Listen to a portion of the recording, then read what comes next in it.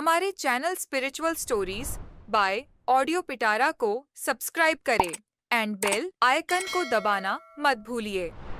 इस श्रावण महीने में सुनिए शिव पुराण। धन्यवाद। शिव पुराण में आप सुन रहे हैं श्री रुद्र संहिता। कथा का नाम है श्री हरि को सृष्टि की रक्षा का भार एवं त्रिदेव को आयुर्बल देना। परमेश्वर शिव बोले, हे उत्तम व्रत का पालन करने वाले विष्णु, तुम सर्वदा सब लोकों में पूजनीय और मान्य होगे। ब्रह्मा जी के द्वारा रचे लोक में कोई दुख या संकट होने पर दुखों और संकटों का नाश करने के लिए तुम सदा तत्पर रहना। तुम अनेकों अवतार ग्रहण कर जीवों का कल्याण कर अपनी कीर्ति का विस्तार करोगे। मैं तुम्हारे कार्यों में तुम्हारी सहायता करूंगा और तुम्हारे शत्रुओं का नाश करूंगा। तुम में और रुद्र में कोई अंतर नहीं है, तुम एक दूसरे के पूरक हो। जो मनुष्य रुद्र का भक्त होकर तुम्हारी निंदा करेगा उसका पुण्य नष्ट हो जाएगा और उसे नरक भोगना पड़ेगा। मनुष्यों को तुम भोग और मोक्ष प्रदान करने वाले और उनके परम पूज्य देव होकर उनका निग्रह अनुग्रह आदि करोगे।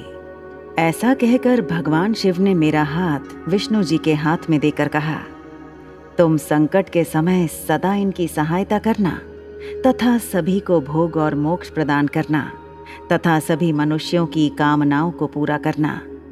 तुम्हारी शरण में आने वाले मनुष्य को मेरा आश्रय भी मिलेगा तथा हम में भेद करने वाला मनुष्य नरक में जाएगा।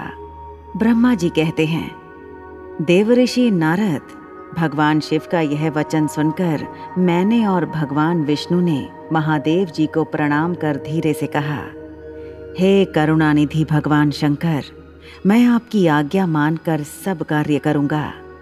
मेरा जो भक्त आपकी निंदा करे उसे आप नरक प्रदान करें। आपका भक्त मुझे अत्यंत प्रिय है। महादेव जी बोले, अब ब्रह्मा विष्णु और रुद्र के आयुर्बल को सुनो। 4000 युग का ब्रह्मा का एक दिन होता है और 4000 युग की एक रात होती है। 30 दिन का एक महीना और 12 महीनों का एक वर्ष होता है। इस प्रकार के वर्ष प्रमाण से ब्रह्मा की 100 वर्ष की आयु होती है और ब्रह्मा का एक वर्ष विष्णु का एक दिन होता है। वह भी इसी प्रकार से 100 वर्ष जिएंगे तथा विष्णु का एक वर्ष रुद्र के एक दिन के बराबर होता है और वह भी इसी क्रम से 100 वर्ष तक स्थित रहेंगे।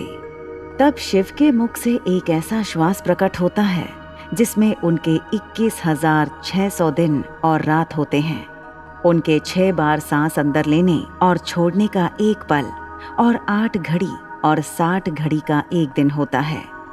उनके सांसों की कोई संख्या नहीं है, इसलिए वे अक्षय हैं। अतः तुम मेरी आज्ञा से सृष्टि का निर्माण करो।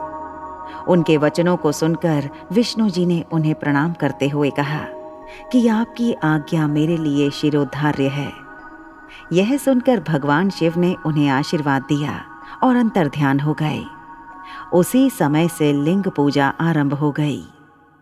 ऐसे ही आध्यात्मिक कहानियों को सुनने के लिए हमारे चैनल को सब्सक्राइब करें एंड बेल आइकन को दबाना मत भूलिए। धन्यवाद।